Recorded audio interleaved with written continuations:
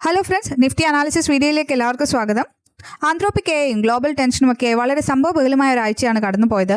IT metal സൂചികളിലൊക്കെ 5%-ലധികം ഇടിവാണ് ഈ ആഴ്ച രേഖപ്പെടുത്തിയിരിക്കുന്നത്. ഒട്ടുമിക്ക സെക്ടറിലും നഷ്ടത്തിലാണ് ക്ലോസ് ചെയ്തത്. സെൻസെക്സ് ഓവറോൾ 1.14%, അതുപോലെ നിഫ്റ്റി 0.87% ഇടിവോട് കൂടിയാണ് ക്ലോസ് ചെയ്തിരിക്കുന്നത്.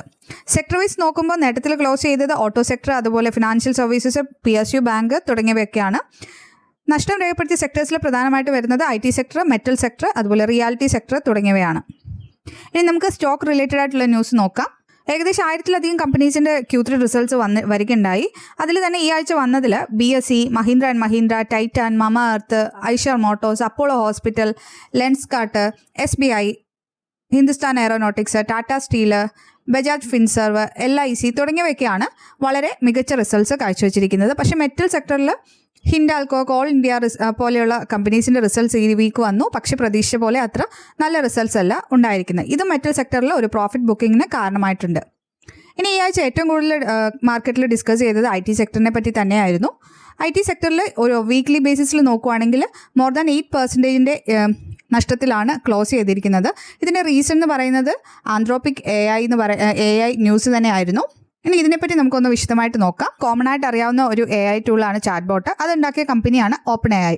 ഇതുപോലെ ആന്ത്രോപിക് കമ്പനിയുടെയും ക്ലൗഡ് എന്ന പ്ലാറ്റ്ഫോമിൻ്റെ അനൗൺസ്മെൻറ്റോട് കൂടി ഉണ്ടായ ഒരു ഡിസ്ട്രപ്റ്റീവ് ചേഞ്ച് ആണ് ഇന്ത്യൻ IT മാർക്കറ്റിൽ ലാസ്റ്റ് വീക്ക് നമ്മൾ കണ്ടത്. 1 വീക്കിൽ അറൗണ്ട് 22 ബില്യൺ നഷ്ടമാണ് ഈ ഒരു സെക്ടറിൽ ഉണ്ടായിരിക്കുന്നത്.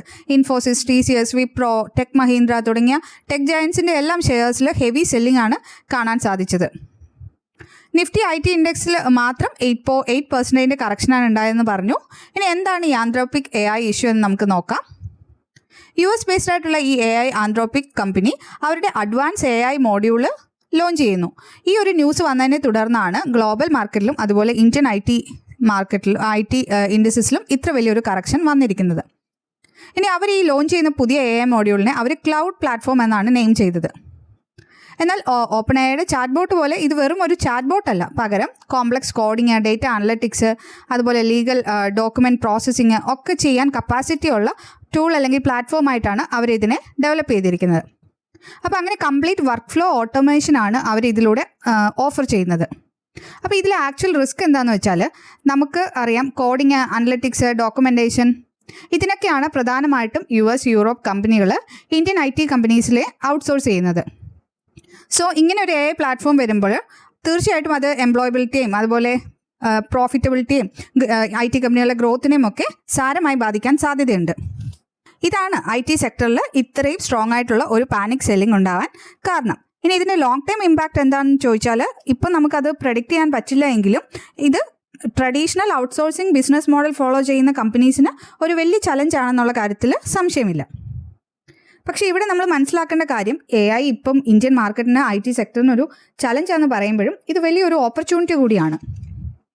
സോ ഈ വീഡിയോയിൽ നമ്മൾ ഡിസ്കസ് ചെയ്യുന്നത് AI റിലേറ്റഡ് ആയിട്ടുള്ള ഇന്ത്യൻ കമ്പനികളെ കുറിച്ച് കൂടിയാണ്.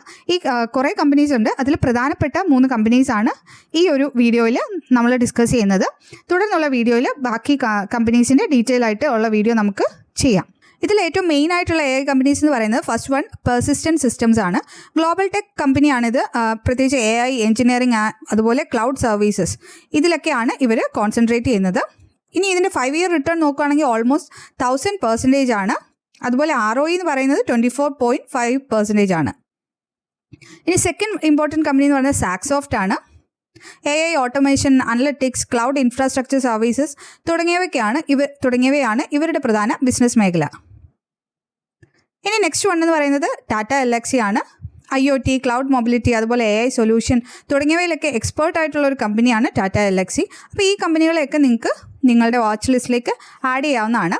ഇനി ഇത് കൂടാതെ AI റിലേറ്റഡ് ആയിട്ടുള്ള മറ്റ് കമ്പനീസ് നമ്മൾ നോക്കുമ്പോൾ KPIT, ഹാപ്പിയസ്റ്റ് മൈൻഡ്, കേസോൾസ്, സിൻഡ്, Zensar tech, Netweb, LT technology services, ഇങ്ങനെ കുറേ കമ്പനീസ് ഉണ്ട്.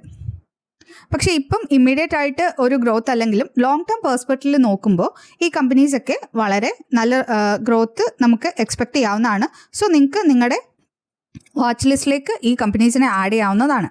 ഇനി നിഫ്റ്റിയുടെ കേസിൽ നോക്കുവാണെങ്കിൽ നെക്സ്റ്റ് വീക്കിലെ ഇമ്മീഡിയറ്റ് സപ്പോർട്ട് എന്ന് പറയുന്നത് 25,290, അതിന് താഴെ 25,000 ഇനി അതിനും താഴെ നോക്കുവാണെങ്കിൽ 24,635.